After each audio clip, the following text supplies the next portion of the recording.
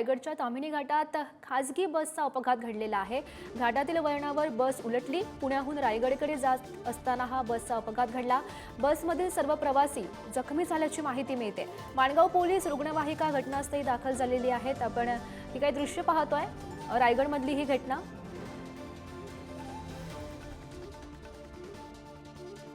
तर या संदर्भात अधिकची माहिती जाणून घेऊयात। आमचे प्रतिनिधी श्रीकांत सध्या आपल्या सोबत आहेत। श्रीकांत, कशामुळे नेमका हा अपघात घडला आणि सध्या जे जखमी आहेत त्यांची प्रकृती काय म्हणते?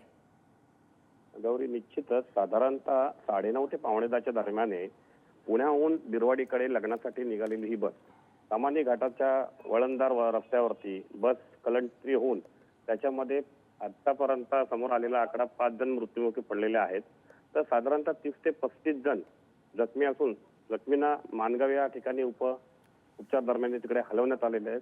माणगाव पोलीस स्टेशनचे पोलीस निरीक्षक निवृत्ती बोराडे घटनास्थळी जागेवर पोहोचून तात्काळ त्यांनी ही योजना राबवलेली आहे।